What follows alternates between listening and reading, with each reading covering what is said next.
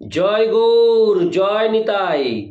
আজ 15ই মাঘ 1432 ও 29শে জানুয়ারি 2026 বৃহস্পতিবার ভীম একাদশী। এই ভীম একাদশীর দিনে আমি শ্রী চৈতন্য চরিতামৃত পাঠ করছি। আজ আমি পাঠ করছি শ্রী চৈতন্য চরিতামৃতের মধ্যলীলা প্রথম খণ্ড 13 অধ্যায়। শ্রী জগন্নাথ দেবের রথাগ্রে শ্রী চৈতন্য মহাপ্রভুর নৃত্যের শ্লোক 49 থেকে 59।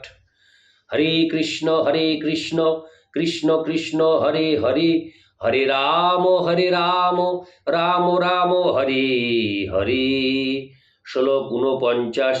বৈষ্ণবের মেঘ ঘটায় হইল বাদল, কীর্তনানন্দে সব বর্ষে নেত্রজল। শ্লোকার্থ। এই কীর্তনের আনন্দে বৈষ্ণবদের চোখ দিয়ে অশ্রুধারা ঝরে পড়তে লাগলো।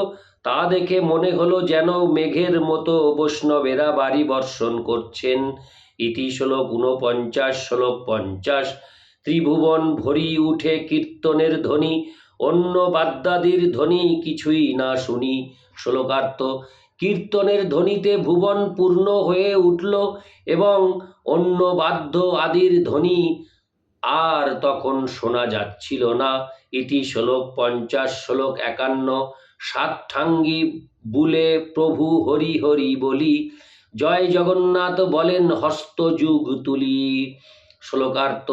হরি হরি বলতে বলতে শ্রী চৈতন্য মহাপ্রভু 7টি সম্প্রদায় ঘুরে বেড়াতে লাগলেন এবং হরে কৃষ্ণ এবং দু হাত তুলে তিনি জয় জগন্নাথ ধ্বনি দিতে লাগলেন। ইতি শ্লোক 51। শ্লোক 52। আর এক শক্তি প্রভু করিল প্রকাশ, এককালে সাতঠাঙ্গি করিল বিলাস। শ্লোকার্থ।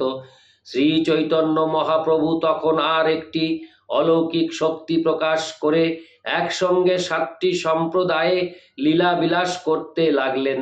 ইতি শ্লোক 52। শ্লোক 53। সবে কহে প্রভু আছেন মোর সম্প্রদায়, অন্য ঠাঙ্গি নাহি জান আমারে দয়ায়। শ্লোকার্থ। সকলেই বলতে লাগলেন, শ্রী চৈতন্য মহাপ্রভু আমাদের সম্প্রদায়ে রয়েছেন, আমাদের প্রতি অত্যন্ত কৃপা পরবশ হয়ে তিনি আর কোথাও যাচ্ছেন না। ইতি শ্লোক 53। শ্লোক 54। কেহ লখিতে না রে প্রভুর অচিন্ত শক্তি, অন্তরঙ্গ ভক্ত জানে যার শুদ্ধ ভক্তি। শ্লোকার্থ। প্রকৃতপক্ষে শ্রী চৈতন্য মহাপ্রভুর অচিন্ত শক্তি কেউই দেখতে পারে না। অতি অন্তরঙ্গ ভক্তরাই কেবল তাদের শুদ্ধ ভক্তির প্রভাবে তা বুঝতে পারেন। ইতি শ্লোক 54। শ্লোক 55।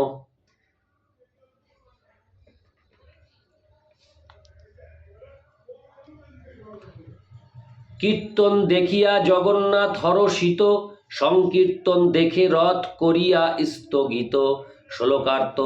এই সংকীর্তন দেখে শ্রী জগন্নাথ দেব অত্যন্ত হর্ষিত হলেন এবং তিনি তার রথ থামিয়ে এই সংকীর্তন দেখতে লাগলেন।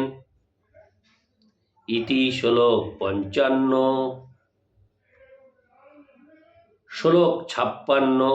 প্রতাপ রুদ্রের হইল পরম বিস্ময়, দেখিতে বিবশ রাজা হইল প্রেমময়।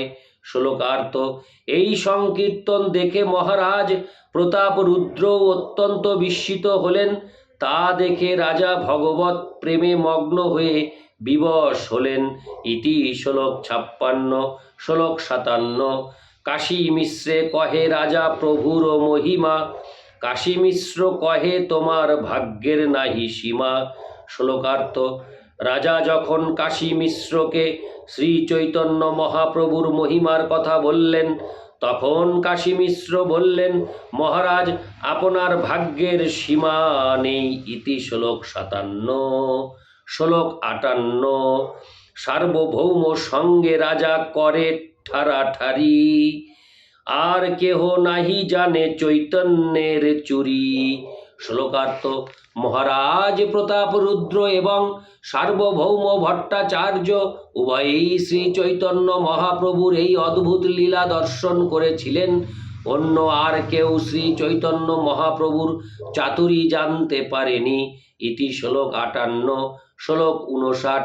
যারে তার কৃপা সেই জানিবারে পারে, কৃপা বিনা ব্রহ্মাদিক জানিবারে নারে। শ্লোকার্থ ভগবান যাকে কৃপা করেন তিনিই কেবল জানতে পারেন। ভগবানের কৃপা বিনা ব্রহ্মা আদি দেবতারাও তা জানতে পারেন না। ইতি শ্লোক 59। হরে কৃষ্ণ কৃষ্ণ কৃষ্ণ হরে হরে, হরে রাম রাম রাম হরে হরে। জয় গৌর, জয় নিতাই।